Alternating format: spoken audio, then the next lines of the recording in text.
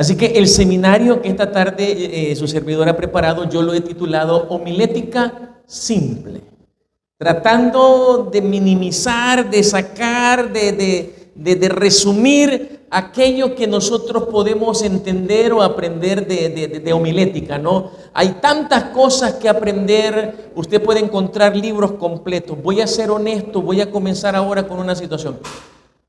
En la iglesia adventista, sí, por lo menos libros en español que han venido aquí a El Salvador que hablen sobre homilética, yo solo he leído uno y se les recomiendo. Si no lo tienen, búsquenlo, compren, la agencia lo tiene. Se llama Apacienta mis ovejas. Ese es el único libro sobre homilética que existe, que lo escribió el fundador de La Voz de la Esperanza. La Voz de la Profecía creo que se llamaba en ese entonces. Entonces él dio unos seminarios y alguien le pidió permiso para convertir esos seminarios en un libro. Así que es el único, existe en la agencia, está en pasta rústica y está en pasta dura. En pasta dura dura aún más. Así que se lo recomiendo. Apacienta mis ovejas. De una vez se lo recomiendo. Y pues hay folletos en internet, pueden encontrar y puede servir muchísimo.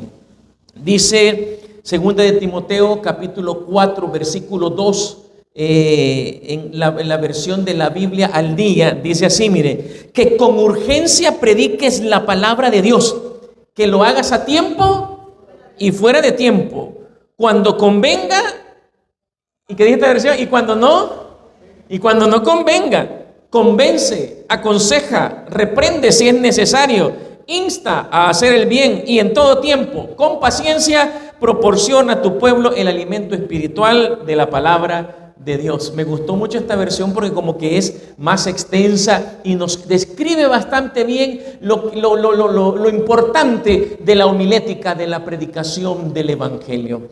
Yo pues esperaría que todos los que están acá después de este seminario, hermano Jovel, me los anota todos para que prediquen, aunque sea un sermón, antes que el año termine, aquí en la iglesia.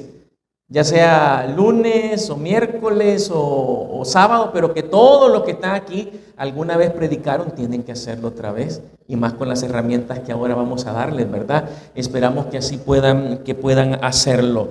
Ese es el reto que nosotros tenemos en esta tarde.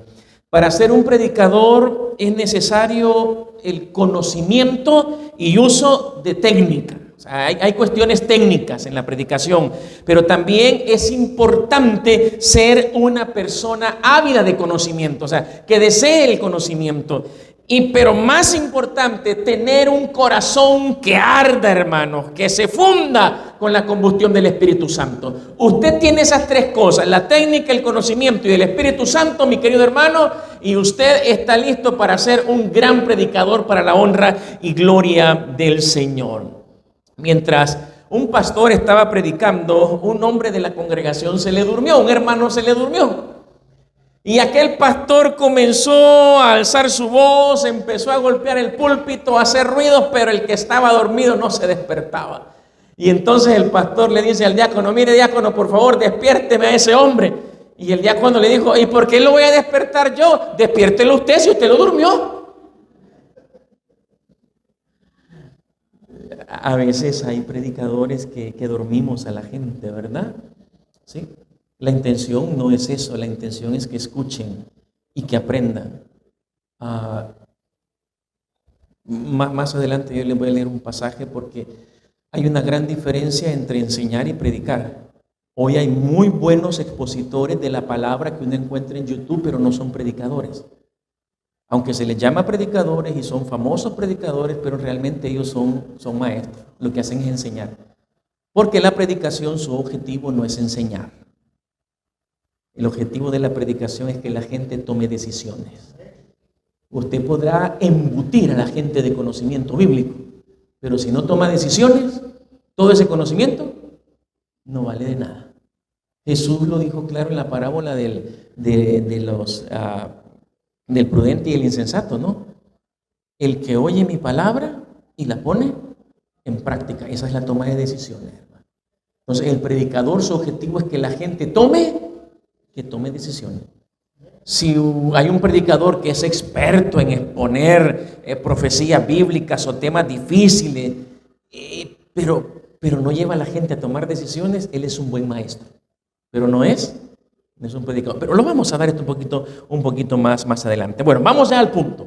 Dijimos que son tres cosas. Primero es técnica, y de eso hablamos. En la técnica vamos a ver cuatro cosas nosotros sobre la técnica. En primer lugar, los tipos de sermones, las partes de un sermón, los métodos de presentación y la voz. No crean que le voy a enseñar mucho. Nada más le voy a dar lo básico, lo que se necesita. Vamos a comenzar primero con el tipo de sermón. ¿Cuántos tipos de sermón existen? Miren, se pueden hacer muchas listas, pero yo preferí estos tres tipos de sermones que al final en realidad solo son dos tipos de sermones. El primero es un sermón temático. ¿De dónde creen que viene la palabra temático? ¿Ah? ¿De qué? De temas. ¿Qué es un sermón temático? Miren, un sermón temático es aquel sermón en el que el predicador elige un tema, un tópico que quiere presentar. Por ejemplo, el sábado. Usted quiere predicar un sermón sobre el sábado. Ese es un tema, ese es un tópico. Y después el predicador decide qué quiere enseñar sobre el sábado.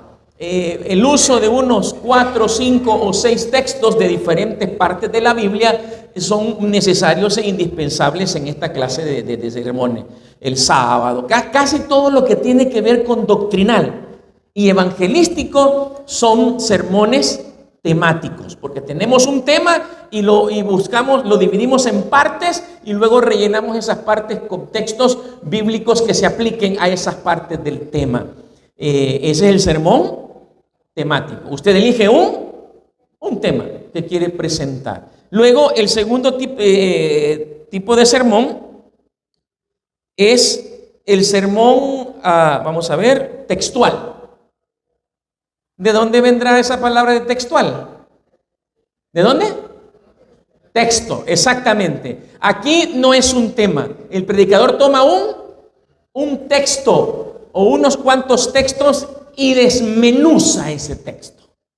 ¿Me entiende? Lo hace pedazos, hace los diferentes análisis, ¿verdad? Sobre ese texto. Y en base a ese texto hace su sermón. Ese es un sermón textual. Y el segundo tipo de sermón que ustedes pueden ver ahí es el sermón expositivo. Voy a serles bien honesto. El sermón expositivo es bastante parecido al sermón textual. Solo que en el expositivo, en lugar de tomar un texto, tomamos una porción más grande de la Biblia. Un capítulo, un libro completo. Se puede predicar un sermón completo, por ejemplo, del libro de Esther. Puede un sermón completo del libro. Este es un sermón expositivo. Entonces, expositivo y textual más o menos son lo mismo, solo que el expositivo es más amplio. Si usted quiere predicar de una parábola, quiere predicar de la biografía de una persona en la Biblia, una historia, eso es un sermón expositivo. ¿Comprendemos la diferencia entre textual y expositivo? El textual, la base solamente es un texto o un par de textos que se desmenuza. Ya el expositivo, pues ese ya es más amplio, es una historia, como mencionamos, una parábola, un libro completo puede ser. Vamos a hacer una cosa, si tienen alguna pregunta, ustedes vayan haciéndola en el momento, levanten su mano y pregunten. Esos son los tipos de sermones que nosotros los predicadores podemos tener. Ahora, vamos al punto número 2. En técnica, está las partes del sermón. Yo uso esto de hacer un sermón, se divide en partes para que sea más fácil de escribirlo y luego de exponerlo. Yo les voy a presentar el esquema que yo uso. Es el esquema que yo uso cuando preparo mis sermones. Pueden haber otros esquemas que pueden variar un poco, pero más o menos casi todos son iguales. En primer lugar, la primera parte de un sermón es el título. Hay que ponerle título. El tópico o el tema que queremos tratar no necesariamente debe ser el título del sermón. Por ejemplo, yo quiero hablar del sábado. Eso es el tema, ¿no? Que voy a tratar, el tópico. pero yo le puedo poner otro título. ¿Qué título creen que le podemos poner a un sermón sobre el sábado? ¿Cómo guardar el sábado? Un título, dígame usted. Un día de delicia, ¿verdad? Ese es el título. Un día de delicia. Voy a hablar sobre el sábado, el tema es el sábado, pero el título que le voy a poner a mi tema es un día de delicia. ¿Entiende? Usted elige. A veces el título es muy importante para atraer. En algunas iglesias tienen la costumbre de publicar el título de los temas del predicador. A veces tienen así en la parte de afuera. Aquí en El Salvador poco, en otros países se da más en la parte de afuera una cartelera como la de los cines. ¿Se acuerda usted que antes los cines, verdad, tenían carteleras y decían tal película a tal hora y tal? Bueno, algunas iglesias hacen eso con sus sermones. Aquí en El Salvador he visto, creo que hay una iglesia aquí, Prolongación Juan Pablo II, cruzando con el Constitución, el que va a dar ya allá por el Salvador del mundo. Ahí hay una iglesia en esa esquina, no me recuerdo. Cefas, ellos publican. Ahí tienen una cartelera donde publican el título de la predicación que va a haber tal día. Entonces, a veces eso es importante, o a veces cuando hacen publicaciones por Facebook para invitar a la gente. Entonces, los títulos pueden atraer y pueden hacer la diferencia. Primero hay que escoger un título, eso es sencillo. La segunda parte es el texto base que se va a usar. No importa el tipo de tema que se vaya a utilizar, si es temático o si es textual, no importa eso. Pero sí el texto, nosotros le llamamos la lectura bíblica, que muchas veces va a ser el que va a rematar el sermón o el sermón va a estar alrededor de ese texto. La tercera parte es la declaración temática. ¿Qué es la declaración temática? Pocos predicadores usan la declaración temática. La declaración temática es lo que yo dije al principio de este seminario. Yo les dije que una buena predicación tiene 3 partes y les di las partes, ¿verdad? O lo que necesitamos para ser un buen predicador. Que hablábamos de que necesita técnica, conocimiento y el Espíritu Santo. La declaración temática es un párrafo corto, a veces una oración, donde se resume el sermón. Y se tiene que decir al principio, porque si me muero de un ataque al corazón mientras yo estoy predicando, por lo menos la gente ya supo de qué iba a hablar. ¿Me entiende? Esa es la idea de la declaración temática, que en un pequeño párrafo ya la gente sepa de qué vamos a hablar. Entonces siempre debe tener una declaración temática. Generalmente debería compartirse. Después va la introducción. La declaración temática es primero y no es lo mismo que la introducción. Esa es la antesala del sermón. La introducción, el propósito de ella es atraer la atención de la gente.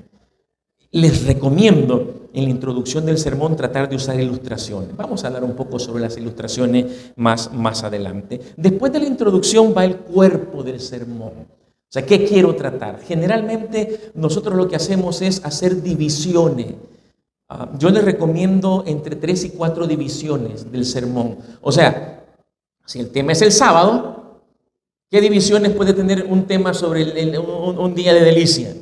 Bueno, le pongo en la primera división, ¿quién creó el sábado? Uno, ¿verdad? Esa es la primera. Segunda parte. ¿Cuál? ¿Para quién lo creó?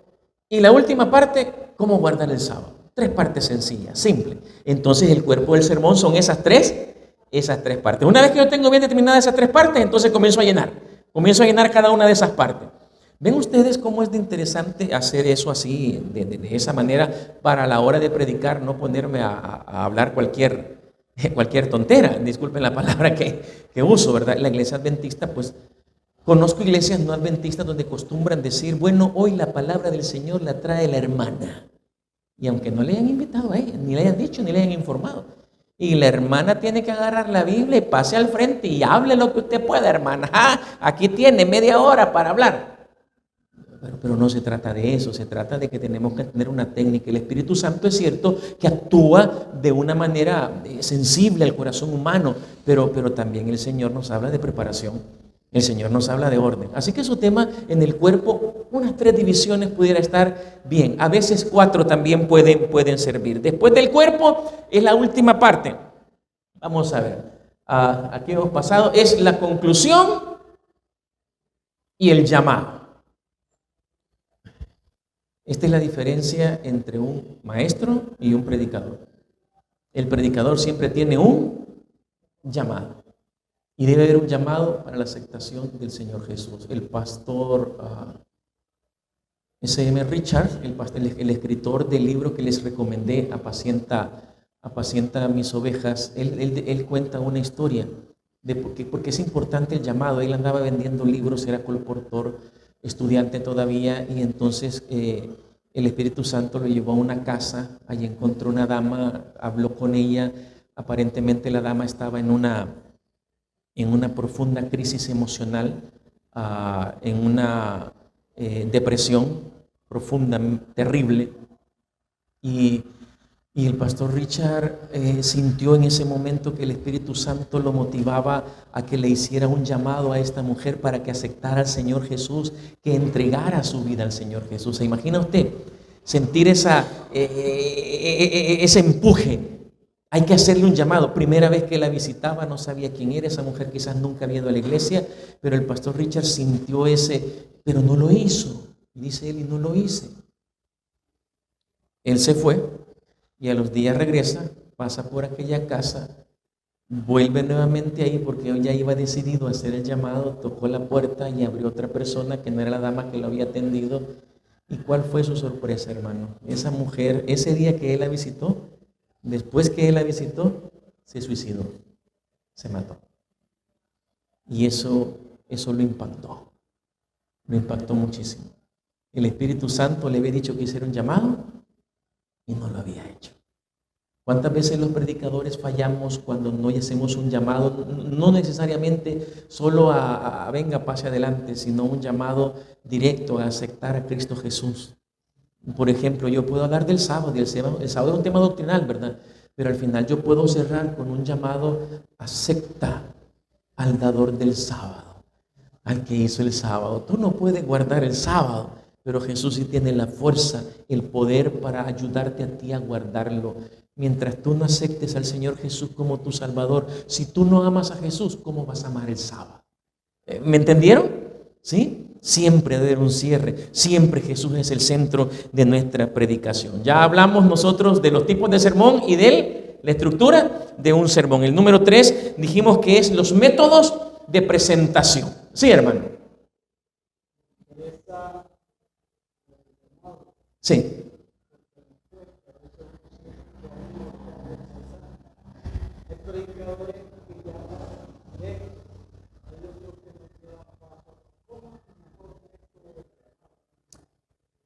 El hermano Joel dice, nos cuesta hacer el llamado y usted dio en el clavo, hermano.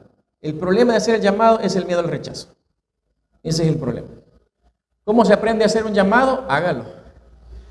Use su técnica, como usted es. Yo le voy a decir algo, no lo dije al principio, pero es importante. Usted no pretenda ser como Alejandro Bullón, porque usted no es Alejandro Bullón.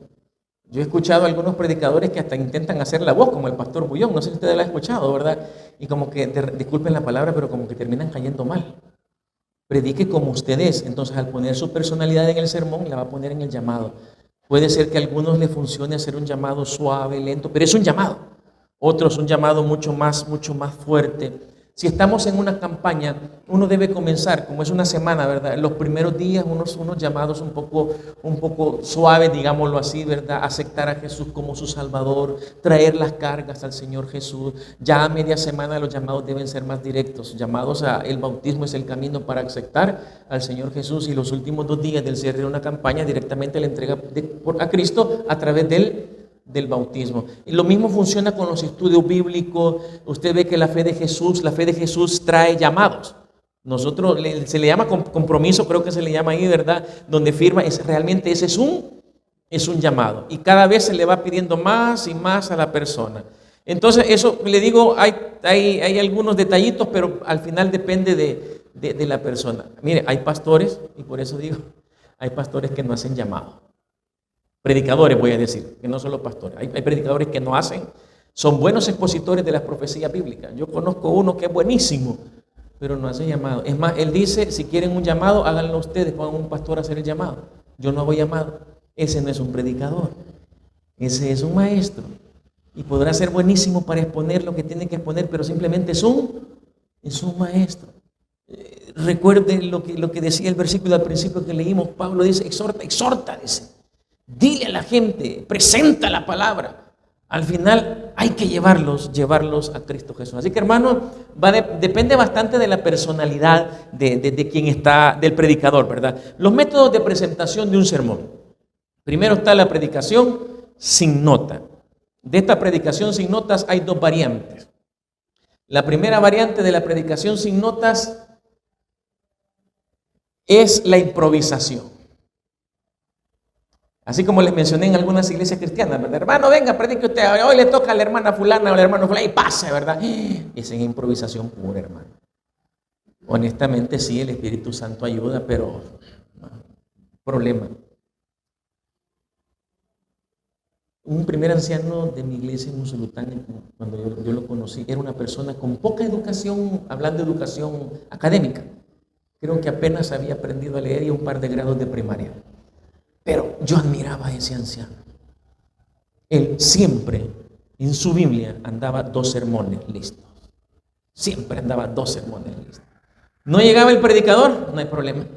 Aquí está, no improvisaba. Él andaba sus sermones listos. Y aún cuando no era el primer anciano, él siempre andaba sus sermones listos. Porque la improvisación puede traer problemas. La otra predicación sin notas es la memorización. El predicador memoriza una estructura, el sermón lo aprende de memoria, lo que hacen los niños. Lo pasamos a predicar a los niños y no, ese predicador es buenísimo, decimos nosotros, ese niño. Bueno, lo que pasó es que el niño se aprende de memoria el sermón. Se aprende de memoria, cosa que nosotros a nuestra edad ya nos cuesta bastante. Sí, con costo nos aprendemos el versículo de memoria de la lección de la escuela sabática, hermano. No vamos a aprender un sermón de media hora.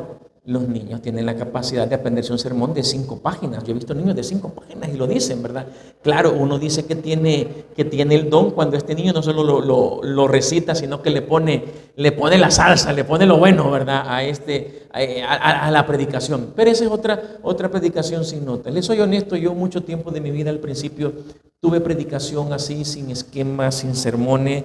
No me los memorizaba, pero sí llevaba un papelito donde ponía en orden los versículos que iba a utilizar. Eso sí, durante toda la semana o el tiempo antes de predicar, yo leía mucho sobre la temática que quería tratar. Leía mucho, tenía mis pasajes y no utilizaba estructuras.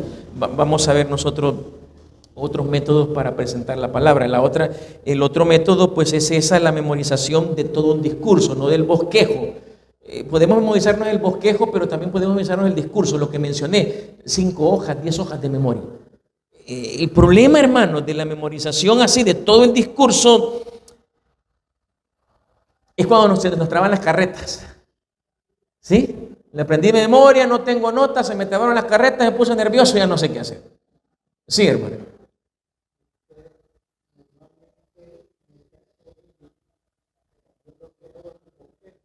Un bosquejo.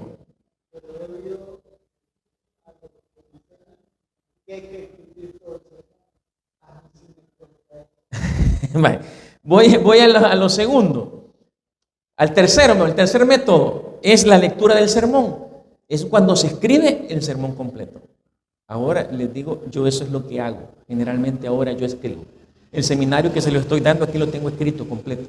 Cuando usted me ven predicar aquí, cuando vengo yo tengo escrito. Lo tengo escrito.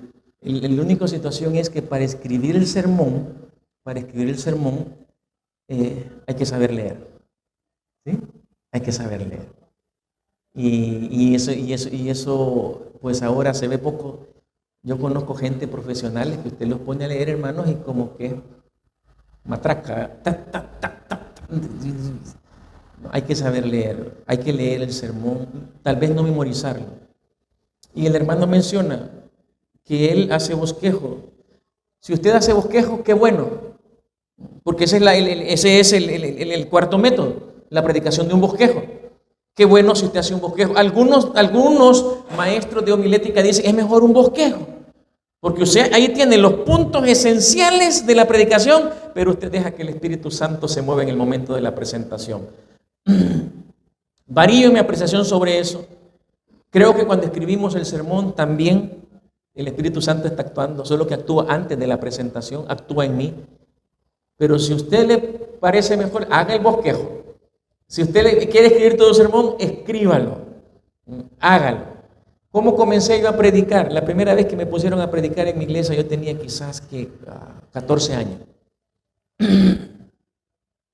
El hermano Lito Portillo nos había dado un seminario de homilética buenísimo, ¿verdad? Éramos un grupito, hermano, quizá ni la mitad de lo que son ustedes presentes aquí ahorita. Pero el hermano le puso salsa, que aquello se puso bueno en su presentación. Pero a la hora de que me pone, vas a predicar tal día, me dice, imagínense 14 años, ¿verdad? Y en ese entonces en la iglesia adventista predicaban solo señores, ¿verdad? Así expertos en la exposición de la palabra, me ponen a mí. Y entonces digo, pero ¿y de dónde saco el sermón? Y agarra una fe de Jesús y un centinela que había en el púlpito. ¿Se recuerdan del centinela? Antes no era prioridad y no creía. Y agarra una fe de Jesús y un centinela. Mira, aquí hay algunos temas, de aquí puedes predicarme. Y esa fue la forma en que yo aprendí a hacer un sermón. Básicamente yo me aprendí un tema del centinela o tomaba una doctrina y así comencé. El asunto es este: querer predicar como tal, como fulano, quiero ser un buen predicador. Eso, hermano, solo se obtiene con la práctica. Si a usted le ha funcionado el bosquejo, hermano, siga con sus bosquejos. ¿Entiende? Si esa es la forma, siga. Si a usted le funciona la improvisación o la memorización, hágalo. Siga con eso. Utilice lo que le funciona. Con lo que usted se sienta mejor. Muy bien. Vamos a ver el siguiente punto. Es la voz. No voy a hablar mucho de este punto. Mire, aquí hay unas... creo que no se logró ver todo. ¿Qué con respecto a la voz? Hay seis aspectos de la voz. Es importante si es lo que la gente tiene que escuchar. Decía John Wesley, tened cuidado de no retener nada torpe ni afectado, ni en vuestros gestos, ni en vuestro lenguaje, ni en vuestra pronunciación. O sea, es importante poder expresarnos. De la voz que podemos hablar, en primer lugar, el tono que vamos a utilizar. Tenemos que aprender, hay momentos... Voy a serles honesto. Un predicador que mantiene un timbre de voz, el mismo timbre de voz, generalmente, no siempre, generalmente es como aquel que durmió al cliente. No siempre, digo generalmente, pero no siempre. Conocí un pastor que usaba el mismo timbre de voz, pero sus sermones eran poderosos. Pero es como algo especial. La voz hay que saberla manejar, a veces hay que hablar fuerte, a veces hay que alzarla como a medio tono y a veces hay que hablar más suave. El tono de la voz expresa los sentimientos, expresa emociones a la hora de presentar un sermón. La intensidad, el volumen que utilizamos. Hay que hacer pausas en la presentación de un sermón. De repente hay que hacer pausas. ¿Para qué hacemos pausas en el sermón?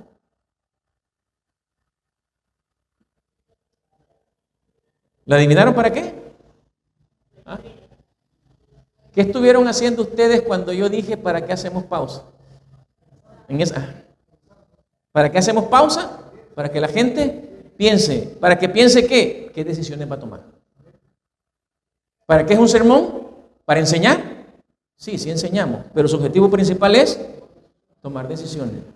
Y cuando nosotros hacemos pausas, no pausas largas, tampoco es para que la gente, no se aprendió el sermón, no sabe. Cuando hacemos una pausa es para que la gente piense, recapacite, tome decisiones.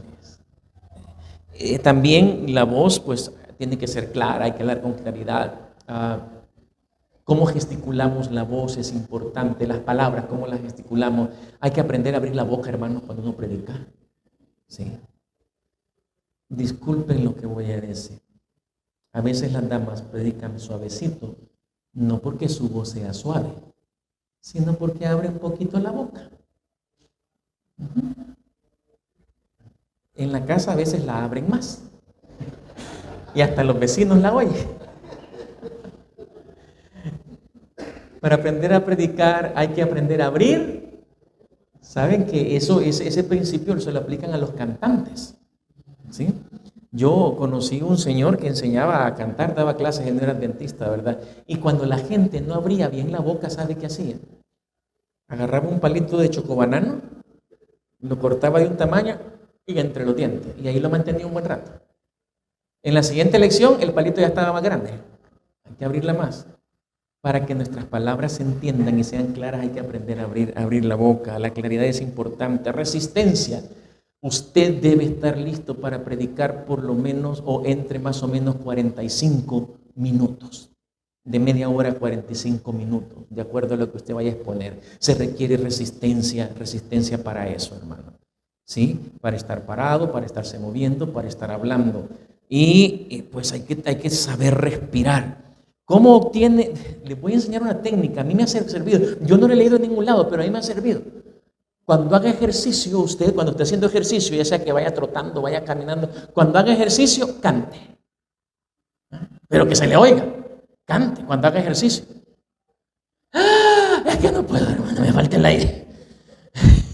Esa es la intención. La resistencia en los pulmones. Para que usted no tenga problemas a la hora de presentar la palabra. Bueno, ya hablamos de la técnica. Miren, hermanos, el tiempo no sé si nos va a ajustar, ¿verdad? Porque habíamos a hablar de técnica y ahora vamos a hablar sobre el conocimiento. Sobre el conocimiento. Los conocimientos son importantes. En primer lugar, tenemos, con respecto al conocimiento hay 4 cosas. 1, leer mucho. 2, no abusemos del espíritu de profecía. 3, ser un cuentahistorias. Y 4, otras disciplinas necesarias. En primer lugar, hablemos de leer mucho. Un predicador debe leer mucho. Lee poco y serás como muchos. Lee mucho y serás como pocos. Lea sobre sus temas de interés. Lea sobre sus temas de interés. A veces no necesariamente temas religiosos. Un predicador debe tener mucha cultura general. Mire, hay gente aquí en El Salvador que ni sabe cuántos departamentos tiene el país. ¿Y para qué me va a servir eso en la predicación? Sí le puede servir, hermano.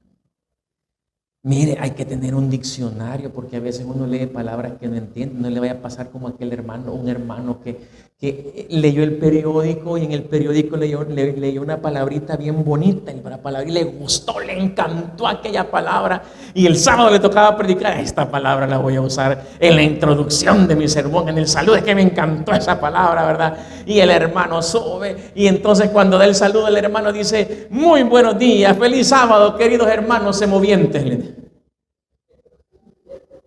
¿Usted sabe qué es un semoviente? ¿Ah? ¿Qué es un semoviente? Es el ganado, hermano, una vaca, un buey, ese es un semoviente. Sí. Pero el pobre hermano pues, ni se fue, le gustó la palabra, pero ni tan siquiera se fue a un diccionario. Tenga un diccionario en su casa, una enciclopedia básica, hermano. No le deben faltar los libritos rojos, son importantes, pero vamos a hablar de eso también. Libros sobre temas, si a usted le gusta hablar mucho sobre doctrina, libros sobre doctrinales, si le gusta hablar mucho sobre... Voy a serles honesto, para la preparación de su predicación no es tanto, voy a ver qué dice el pastor fulano, eso es bueno, pero mejor váyase al libro. Yo prefiero ir a los libros que la iglesia publica y vamos a ser honestos, no intente inventar usted la rueda, ni el agua hervida, ya fue inventada, ¿sí? Pero algunos quieren, como para parecer así, ¿verdad? Y comienzan a meterse en líos en la predicación. No se meten en líos, hermano. ¿Sí? Váyase a lo básico, pero y se va a ir a lo profundo, el comentario bíblico adventista. No le debe faltar. Lo primero que usted debe hacer, este texto, ¿qué significa? Vaya al comentario bíblico adventista. Esa es la posición oficial de la iglesia. ¿Sí o no? No, pero el pastor fulano dice que esto no es así. Ese es el pastor fulano. Si usted quiere decirlo a la hora de predicar, diga, el comentario bíblico adventista dice esto y el fulano dice esto. De preferencia yo no uso, cuando son interpretaciones muy profundas, yo mejor me voy al comentario bíblico. Ay, hermano, ¿cómo voy a comprar el comentario bíblico? Búsquelo en internet, hermano. ¿Qué no hay en internet ahora? Yo aquí lo ando, mire, ve.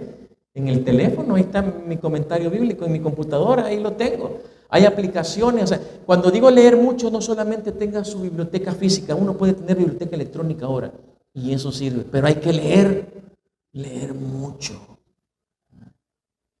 ¿Se acuerdan de aquella publicidad de aquel periódico? Algo así creo que era la publicidad. ¿Y usted cómo lo sabe? Es que leo más. ¿Se recuerdan, verdad? Entonces, lea más. Cultura general es importante, el espíritu de profecía es importante, libros escritos de nuestra iglesia es importante. Ustedes van, visitan mi casa. Hace poco, usted sabe cómo está el asunto ahora, ¿verdad? Y de repente a cualquier casa asoman los señores de verde olivo y de azulito. A cualquier casa pueden llegar. Y se pararon enfrente de mi casa. Yo no estaba mi esposa. Pues sí, ahí estaban, son los señores de la autoridad. A mi esposa se acerca a la puerta y les pregunta si se les ofrecía algo, ¿verdad? Lo primero que un soldado, un policía, pero uno de los señores de la autoridad le dice, mire, ¿y aquí qué biblioteca lee? No, le dice mi esposa, son nuestros libros. Y yo tengo cantidad de libros. Yo le digo a veces a la gente, tengo menos de los que yo quisiera tener y más de los que yo puedo tener. ¿Sí? Y para mí ningún libro, la vez pasada iba para mi trabajo, cerca está la embajada de Panamá y habían botado una cantidad de cosas y entre algunos libros. ¿Saben qué? Yo parecía loco.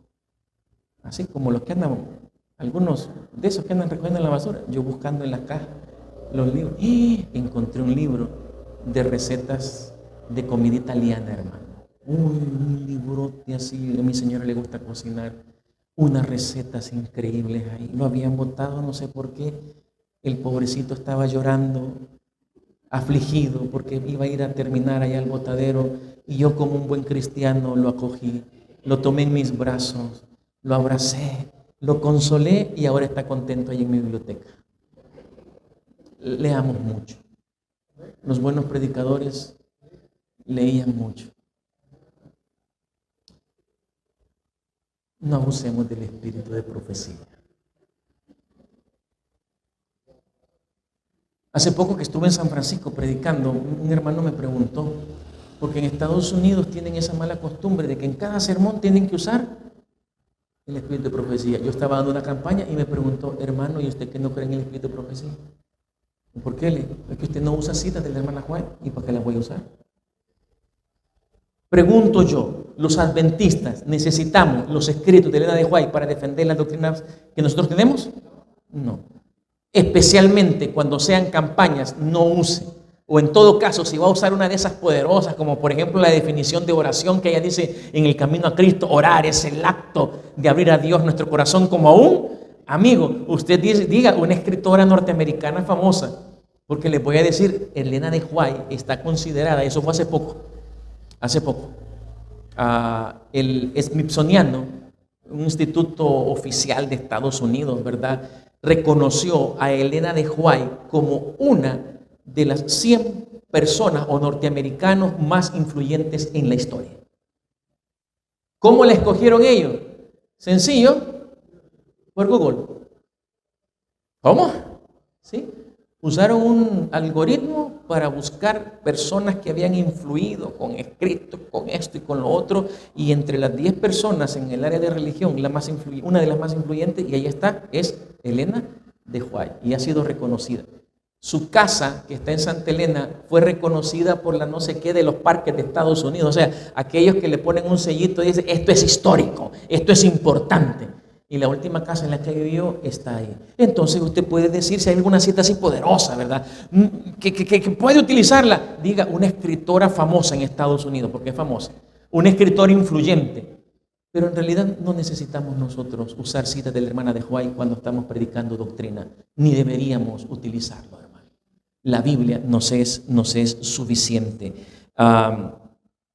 Dijo ella, vamos a ver, aquí tengo la cita, ustedes pueden verla ahí. Dice ella, en el trabajo público no hagáis prominente ni citéis lo que la hermana White ha escrito como autoridad para sostener vuestra posición. El hacer esto no aumentará la fe en los testimonios. Presentad vuestras evidencias en forma clara y sencilla, extrayéndolas ¿de dónde? De la palabra de Dios. Así dice el Señor, es el testimonio más poderoso que podéis presentar a la gente. Que nadie sea educado a mirar a la hermana White, sino a Dios poderoso que da las instrucciones a la hermana White. ¿Quién dijo eso? La hermana White. Mensajes selectos, tomo 3, página 31 y 32. Si vamos a presentarle a no creyentes, especialmente, tratemos de no utilizarlo. Y si vamos a utilizar en la iglesia, jamás use más citas de la hermana White que los textos bíblicos, hermano. Una o dos citas pueden ser necesarias o se pueden utilizar.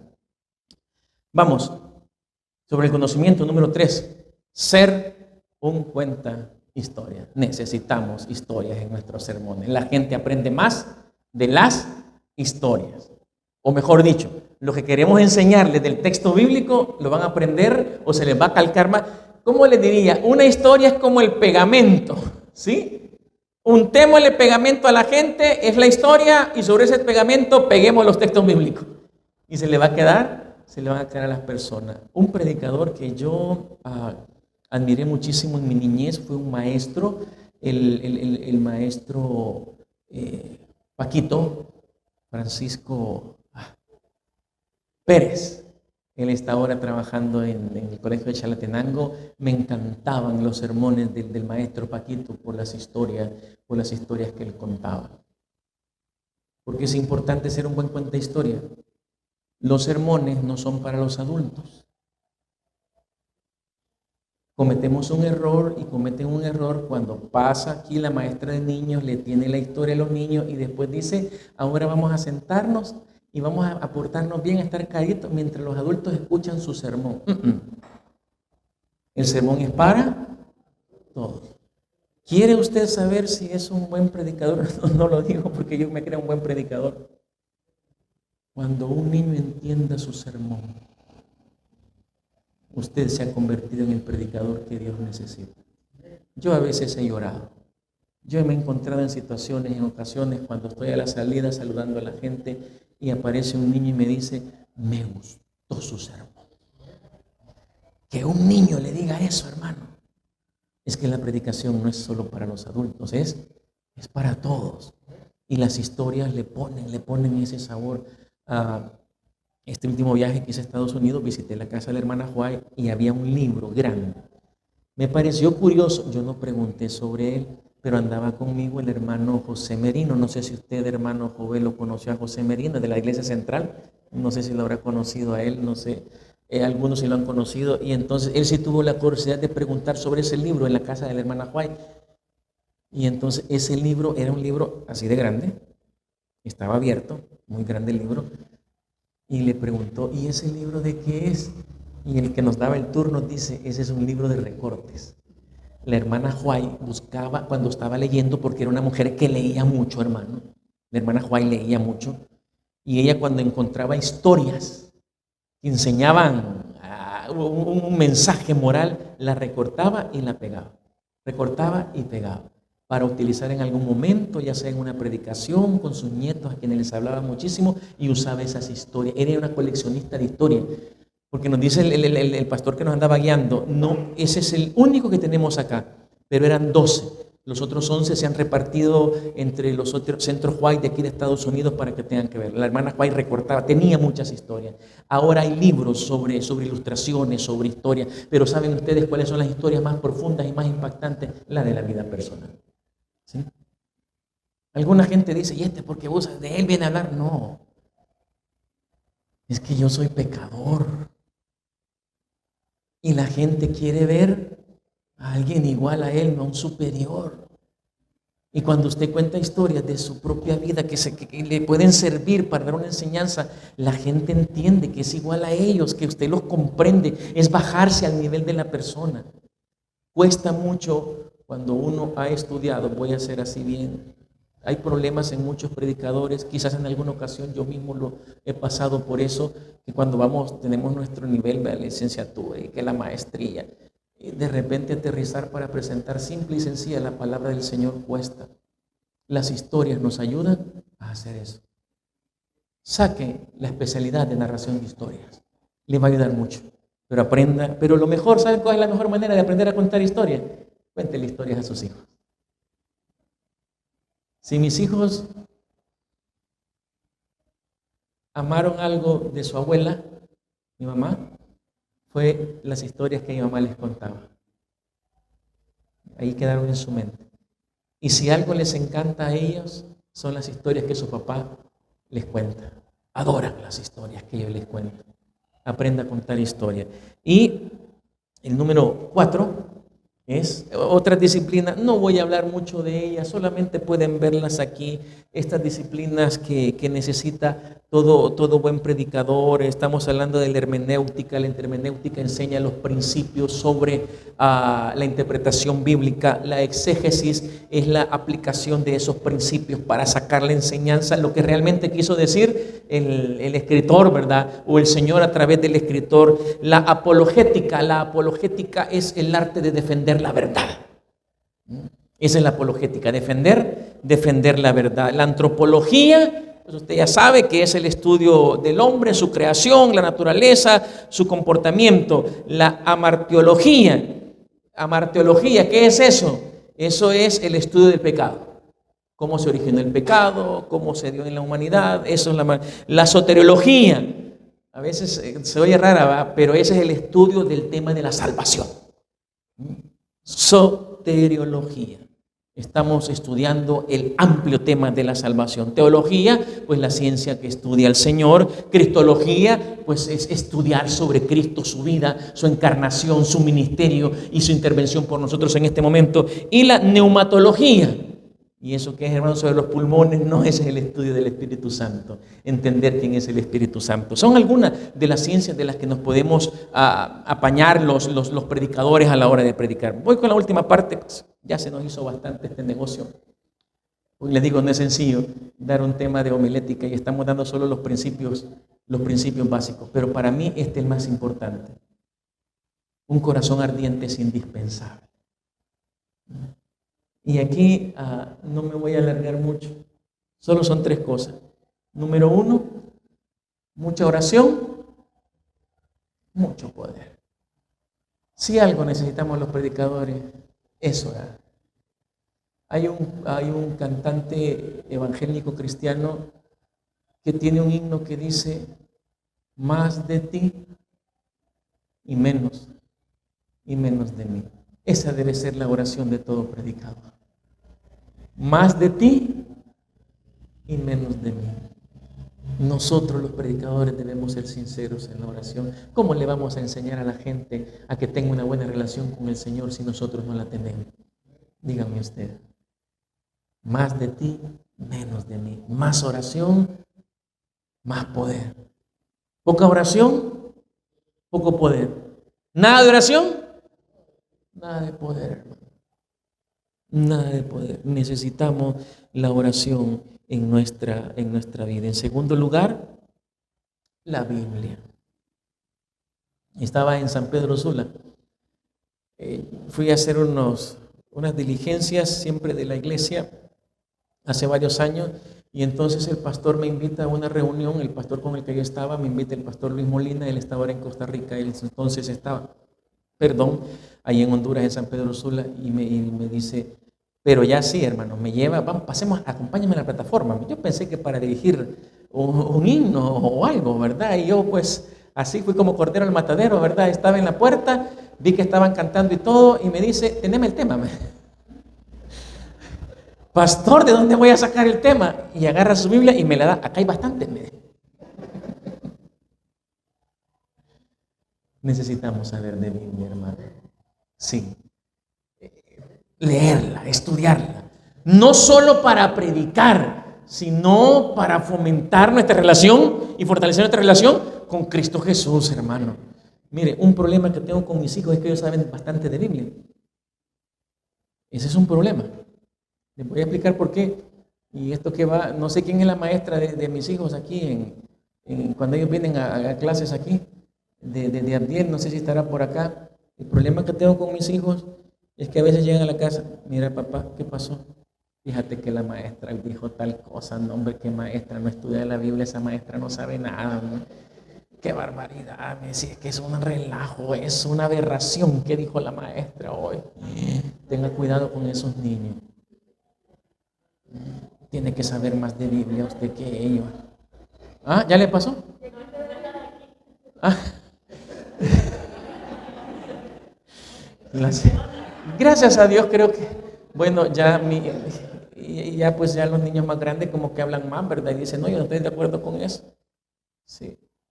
Los predicadores tenemos que saber de Biblia, hermano. Estudiémosla mucho. Y por último, es que la evangelización, para eso es la predicación, hermano, ya les dije yo.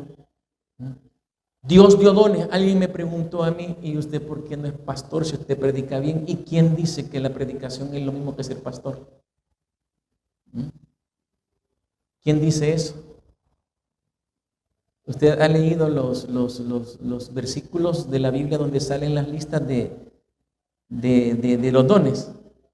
¿Y no ha encontrado usted que ser predicador, que ser evangelista es un don y ser pastor es otro don?